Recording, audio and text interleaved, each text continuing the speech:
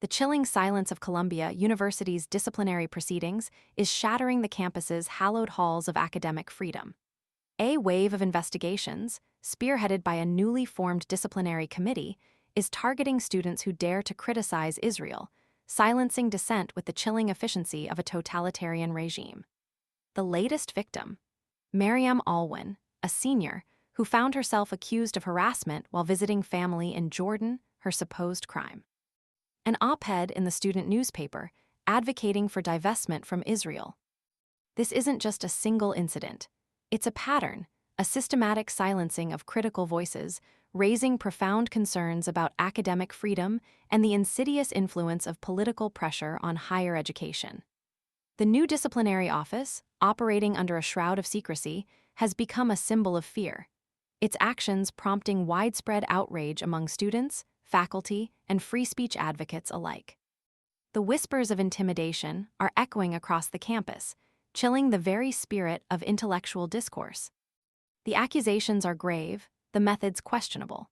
Students facing investigation are bound by non-disclosure agreements, gagged from discussing their cases, their stories trapped within the suffocating confines of secrecy. The process, shrouded in mystery since its inception late last year, has been meticulously documented by Drop Site News, revealing a disturbing pattern of targeting students for expressing their political viewpoints. The details, meticulously unearthed, paint a picture far more sinister than a simple disciplinary matter.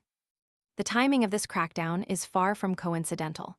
It follows closely on the heels of the Trump administration's thinly veiled threats to defund universities and deport students deemed agitators, creating a chilling atmosphere of fear and self-censorship.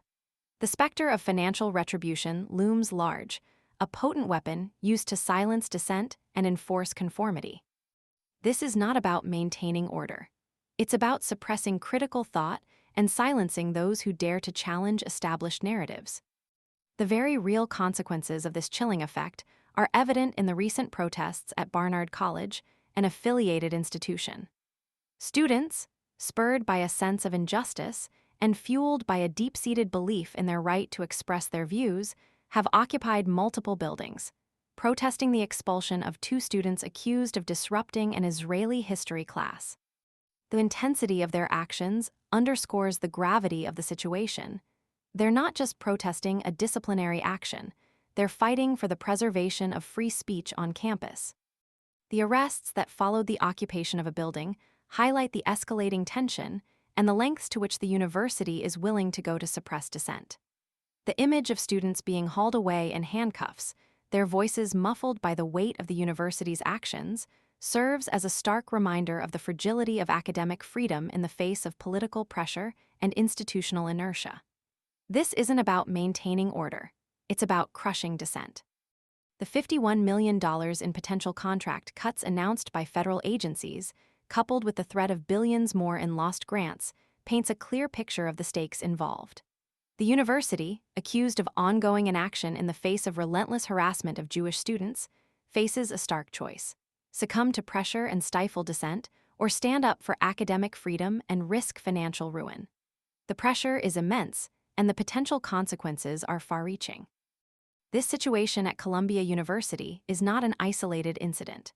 It serves as a cautionary tale, a stark warning about the vulnerability of academic freedom when confronted by political pressure and the chilling effect of threats to funding. The silence imposed by non-disclosure agreements, the arrests of protesting students, and the looming threat of financial penalties all contribute to a climate of fear that stifles open debate and discourages critical thinking. The question is not simply about the specific cases of Maryam Alwin and the Barnard students, but about the broader implications for academic freedom at Columbia University and beyond. Will universities become bastions of conformity, silencing dissenting voices and stifling intellectual exploration, or will they stand as beacons of free inquiry, safeguarding the fundamental right to express one's views, however controversial they may be? The answer will determine the future of higher education and the very essence of academic freedom. The ongoing struggle at Columbia demands our attention, our vigilance, and our unwavering commitment to the principles of free speech and academic integrity. The fight for academic freedom is not over. It is, in fact, just beginning.